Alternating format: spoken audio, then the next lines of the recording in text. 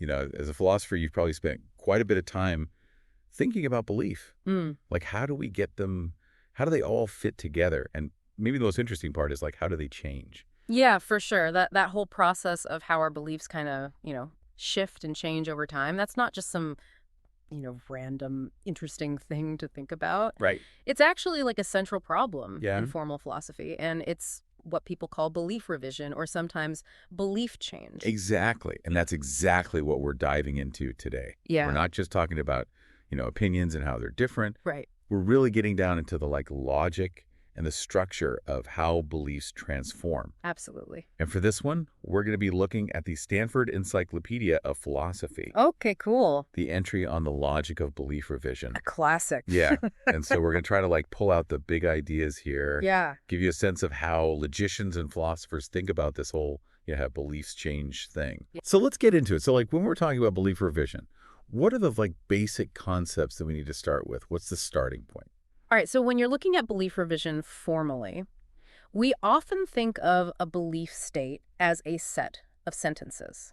Okay. So it's like this set that represents all the things an agent believes at a certain time. Right. So all their commitments are kind of captured Exactly. in these sentences. Yep. Okay. And then when we talk about belief change, we're talking about adding new beliefs. Yes. That's expansion, or removing beliefs that's contraction. Right. And so as a philosopher, it's like you can't just add and remove beliefs willy-nilly, right? There has to be some kind of principled way to do that to make sure that your belief system stays consistent and rational. Yeah, for sure. Maintaining consistency, that's the big thing. Yeah. So if you add a belief that contradicts something you already believe, Right. you need some way to figure out what to do about that. Yeah, what to prioritize or Exactly. whatever. And that's where we get to this really important model called the AGM model. AGM. Okay. Yeah, it's named after the guys who came up with it, Alcaron, Gergenfors, and Mackinson. Right. And they developed this in the 1980s. Okay. And it's the basis for a lot of the work on belief change. Okay, so the AGM is the big one that we should know about. Yeah, one of the big ones for sure. Okay. So what are some of the important parts of the AGM model? Yeah, what are the main ideas there? So one of the key things is this idea of logical closure. Logical closure. Okay. Which means, if a belief set has certain sentences in it, it also has to have all the things that follow logically from those sentences. Okay, so it's maximally logically consistent. Exactly. It has everything that you could possibly infer from what's in there. Okay. Now, this kind of runs into a problem, right? Yeah, as a philosopher, this is ringing some bells for me. This is getting into the territory of logical omniscience, which we always have problems with because no one can actually know all of the consequences of all of their beliefs. Right. You can't be logically perfect. Right, exactly. So how do they get around that? Yeah, so they acknowledge that this is kind of a simplification. Right. It's not how people actually work. Right. But they say it's helpful to make this assumption so we can focus on the basic logic of belief change. Right, it's an ideal model. Exactly. And then you can adjust it later. All right. You can see how it would apply to real life situations. Yeah. Okay, I get that. I mean, Yeah. it's a useful tool for analysis. Right. But how do we square that with the fact that we're not actually logically omniscient? Yeah. So Isaac Levi, he had this interesting take on it. Okay. He said that the belief set in the AGM model, Okay. it's not about everything you actually believe. It's more about what you're committed to believing. Okay, so it's not a psychological description of what's going on in your head. It's more It's more like a normative kind of framework. Okay, I Yeah. like that. That's a helpful distinction. Yep. So we're not saying people are perfect logicians. We're saying given your commitments, what's the most rational way for your beliefs to change? Exactly. Okay, I'm with you so far. All right, good. So within this framework of commitments and logical closure, Yeah. the AGM model says there are three basic ways that belief sets can change. Yeah. One is expansion, that's just adding a sentence and closing it under logical consequence. Okay. Another is contraction, which is about removing a specific belief. Right. And then there's revision, which is adding a new belief, but you might have to remove some other beliefs. Right, to stay consistent. Exactly. Okay, so let's start with contraction, because that seems like the most basic operation. Okay, so let's say you have a belief set K, Okay. and you want to get rid of a belief P. Right. So you contract K by P, and you get a new set K divided by P. Okay. This new set has to be a subset of K, Okay. and it can't imply P anymore. Makes sense. Yeah. So as a philosopher, I'm immediately thinking we want this process of contraction to be minimal as possible. Right. We don't want to throw out a bunch of other beliefs that aren't related to the one we're trying to get rid of. Exactly. You want to keep as much of your original belief structure as you can. Right. And that's where the idea of remainder sets comes in. Remainder sets, okay? So you've got your belief set A and the sentence P. Okay. The remainder set A, perpendicular to P, Okay. is the set of all the biggest possible subsets of A that don't imply P. Okay, so like all the ways you can get rid of P without losing too much else. Yeah, it's like finding all the safe ways to give up that belief. Right. So you might have a bunch of these maximal consistent subsets, Okay. and then the question is like, which ones do you pick?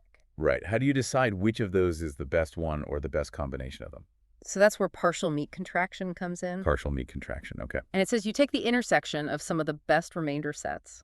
Best, okay, now best is doing a lot of work there. Mm. What makes one remainder set better than another? Right. So there are different ways to define what best means. Okay. And these different ways lead to different kinds of partial meat contractions. So Right. you could have like max of choice contraction, where you just pick one of the remainder sets. Okay. Or full meat contraction, where you take the intersection of all the remainder sets. Right, so max of choice is like really decisive. Yeah, just pick one and go with it. And full meat is like super conservative. Exactly. Only keep the things that absolutely have to be kept. Okay. But the text points out that both of those extremes can lead to some weird results. Right. So more nuanced approaches use selection functions that are based on some kind of preference relation. Preference relations. So like some beliefs are more important than others? Yeah, exactly. Some are more entrenched. Okay. And that guides the selection function. Okay, that makes sense. So it's not just random.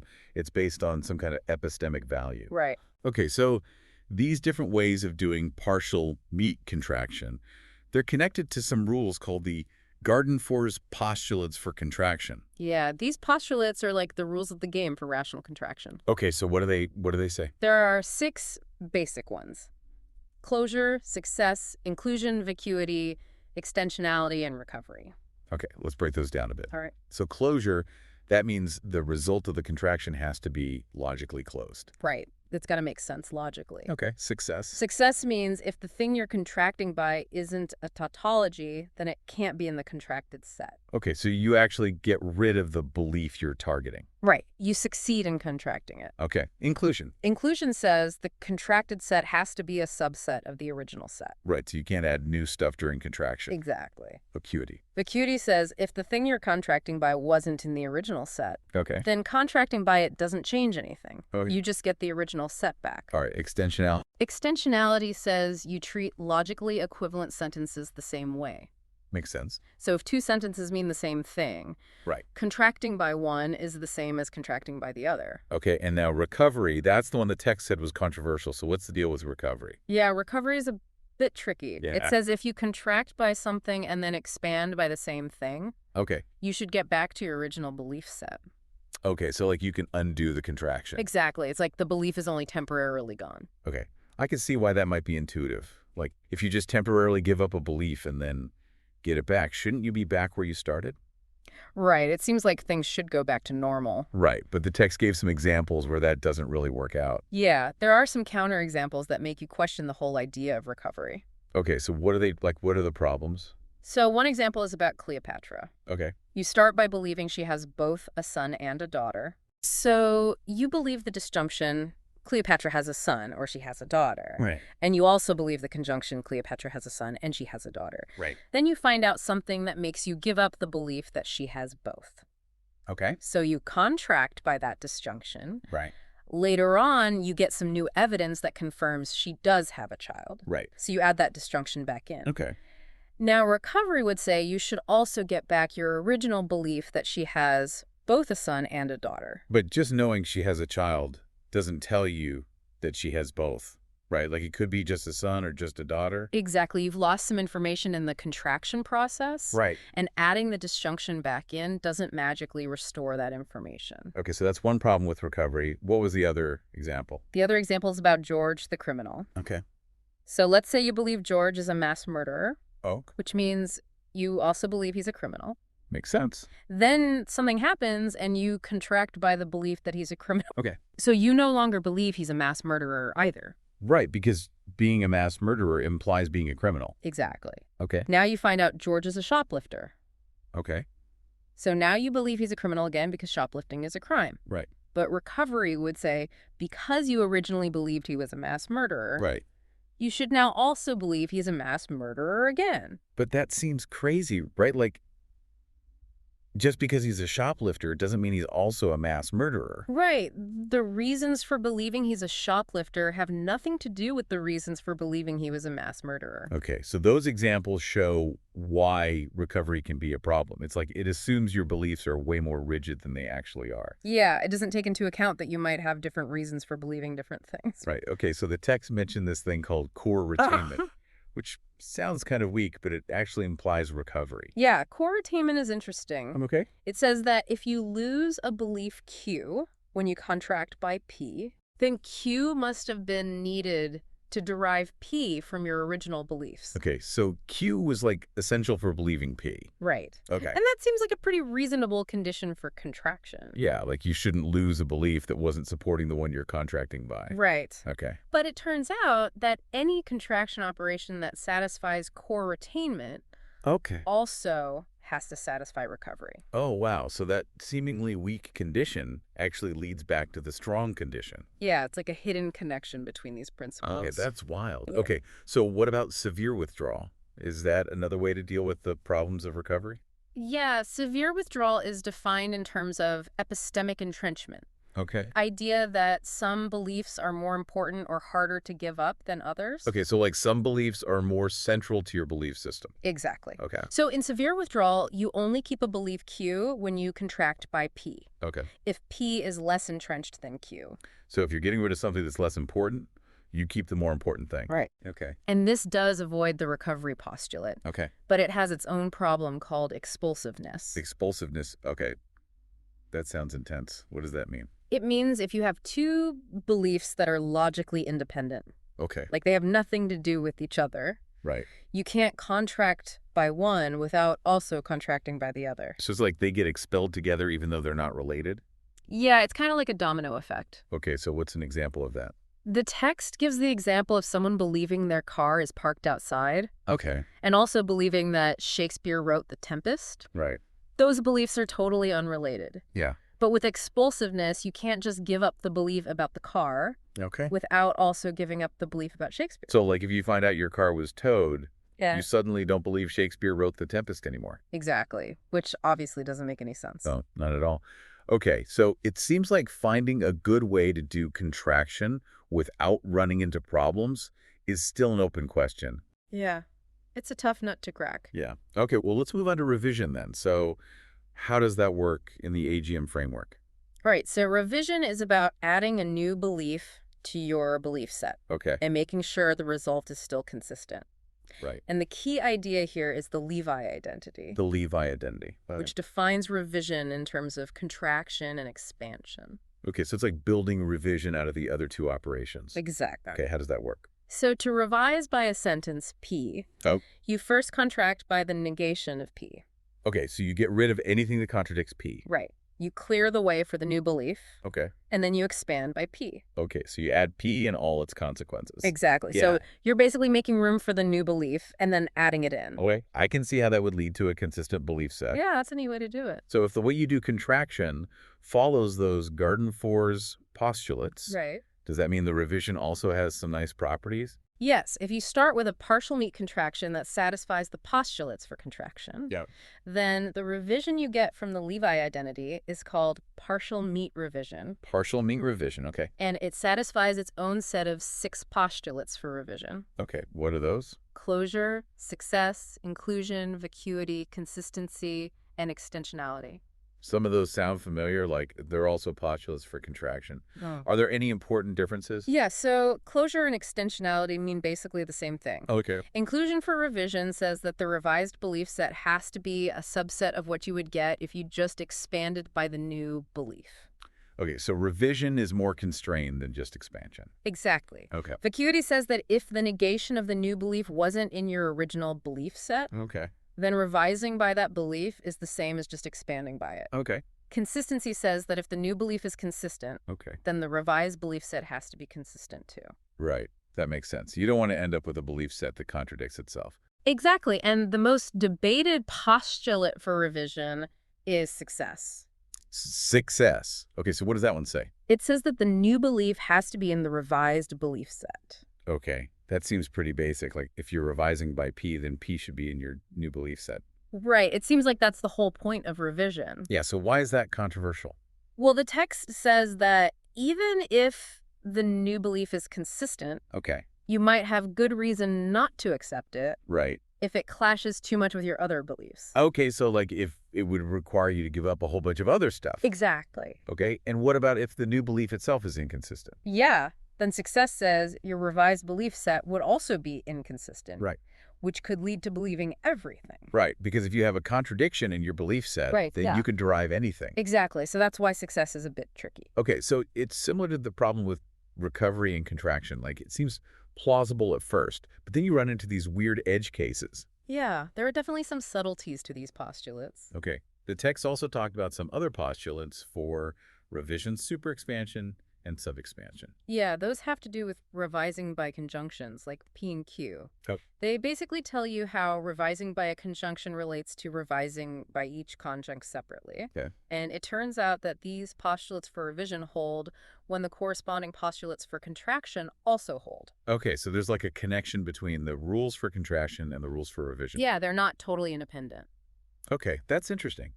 Okay, well, we've been talking about belief sets this whole time, but the text also mentioned this other approach using possible worlds. Yeah, possible world semantics is a whole different way to think about beliefs. Okay, so how does that work? Like, how is it different from the belief set approach? So instead of focusing on sets of sentences, Okay. you focus on sets of possible worlds, Possible worlds, okay. which are like complete descriptions of how the world could be. Okay, so like all the different ways things could turn out. Yeah. And a proposition or a belief Yep. corresponds to the set of possible worlds where that proposition is true.